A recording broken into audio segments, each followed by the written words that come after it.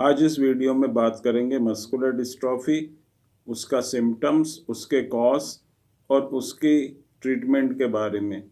अगर किसी को मस्कुलर डिस्ट्रॉफी है तो क्या उसका इलाज, उसका ट्रीटमेंट पॉसिबल है या फिर उसका किसी तरह का कोई भी हम कंडीशन में इम्प्रूवमेंट नहीं कर सकते। और अगर हम किसी तरह से उसका ट्रीटमेंट कर सकते हैं तो वो कौन सी ऐसी मेडिसिन हैं जिनको अगर हम यूज़ करेंगे तो मस्कुलर डिस्ट्रॉफी के जो पेशेंट्स हैं उनकी कंडीशन में इम्प्रूवमेंट होगा और उनकी कंडीशन जो है बहुत हद तक पहले की तरह हो जाएगी। तो मस्कुलर डिस्ट्रॉफी जैसे हमें पता है, डिस्ट्रॉफी है वास्टिंग ऑफ द मसल्स। जो मसल्स हैं उनका वेस्ट हो जाना या उनका ख़त्म हो जाना, तो इस तरह की जो कंडीशन होती है इसको मस्कुलर डिस्ट्रॉफी कहते हैं। एक दूसरी चीज़ होती है मस्कुलर एट्रोफी। बहुत से लोग जो है इसमें आपस में मिक्सअप कर देते हैं, कंफ्यूज हो जाते हैं कि मस्कुलर डिस्ट्रॉफी क्या है और मस्कुलर एट्रोफी क्या है। मस्कुलर डिस्ट्रॉफी में जो हमारी मसल्स होती हैं उनको हमें रिजर्व करके रखना पड़ता है, उनको ज़्यादा यूज़ हमें नहीं करना है, क्योंकि जो उसके अंदर बल्क मौजूद है, जो उसके अंदर प्रोटीन मौजूद है, एनर्जी मौजूद है। अब क्योंकि नई मसल्स नहीं बन रही हैं और इन मसल्स जो भी आपके पास हैं उसको आपको प्रोटेक्ट करके रखना होता है। और जो मस्कुलर एट्रोफी होती है उसमें अगर हम अपने मसल्स को ज़्यादा यूज़ नहीं करते हैं या मसल्स को किसी तरह से नुकसान पहुंचाते हैं तो उससे जो कंडीशन होती है उसमें उसको हम मस्कुलर एट्रोफी कहते हैं। मस्कुलर एट्रोफी में आप जो है मसल्स को बना सकते हैं और आसानी से मसल्स बिल्ड हो जाती हैं।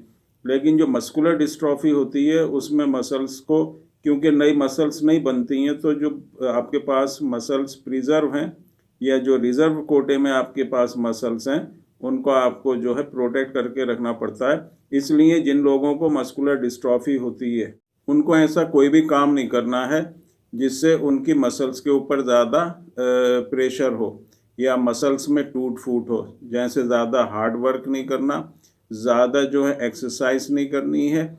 और फिजियोथेरेपी जो करते हैं उसमें भी इस तरह से आपको करना है कि मसल्स के ऊपर किसी तरह का कोई भी स्ट्रेस नहीं पड़े, क्योंकि पहले से ही मसल्स वीक हैं, नई मसल्स जो हैं बन नहीं रही हैं और जो मसल्स आपके पास हैं वो भी आपकी आहिस्ता आहिस्ता जो है लूज़ हो रही हैं, ख़त्म हो रही हैं। तो इस तरह का काम नहीं करना जिससे जो मसल्स है वो बहुत तेज़ी से ख़त्म होने लगे। सिम्पटम्स की अगर हम बात करते हैं मस्कुलर डिस्ट्रॉफी की, तो इसके जो सिम्पटम्स होते हैं वो यही होते हैं, चलने में और जो हमारी मूवमेंट है उसमें प्रॉब्लम होना। जिस इंसान की मसल्स वीक होंगी, चाहे वो हाथ की मसल्स हों, चाहे टांगों की मसल्स हों या दूसरे बॉडी पार्ट्स की मसल्स हैं, तो वो जहाँ पर उन मसल्स को यूज़ करता है वो उस तरह का जो वो एक्टिविटी होती है, काम होता है, वो नहीं कर पाता। जो चलने का काम होता है उसमें हमारी मसल्स इन्वॉल्व होती हैं। बैठ के अगर हम उठते हैं तो हमारी मसल्स इन्वॉल्व होती हैं। किसी चीज़ को अगर आप हाथ से उठाते हैं तो भी आपकी मसल्स की ज़रूरत पड़ती है।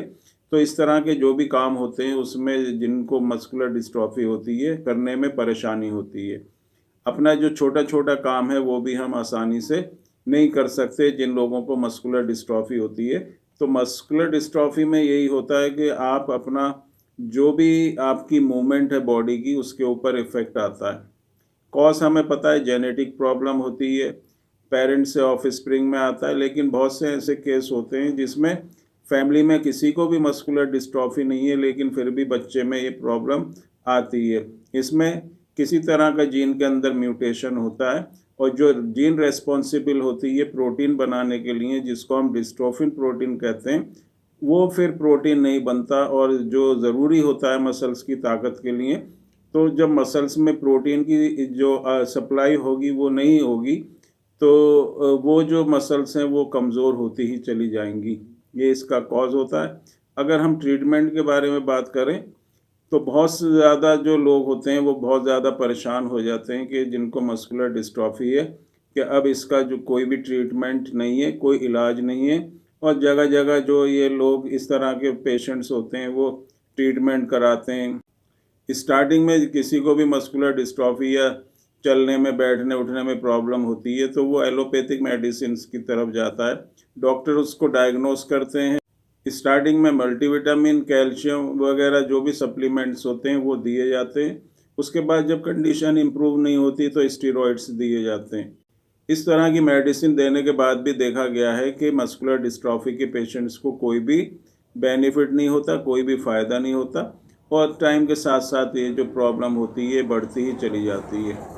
बच्चे जिनमें मस्कुलर डिस्ट्रॉफी होती है, डीएमडी ड्यूशन मस्कुलर डिस्ट्रॉफी, थोड़े से ही टाइम में उनको बहुत ज़्यादा वीकनेस हो जाती है और वीकनेस इतनी ज़्यादा हो जाती है कि अब ये बच्चे जो हैं बैठ के उठने में और चलने में इनको प्रॉब्लम होती है। चलते चलते गिर जाते हैं, एड़ी उठा के चलने लगते हैं। जब ज़मीन से उठते हैं तो घुटने पे हाथ रख के उठते हैं या ज़मीन के ऊपर हाथ रख के उठते हैं। जीने पे ये नहीं चढ़ पाते, अपना काम नहीं कर पाते।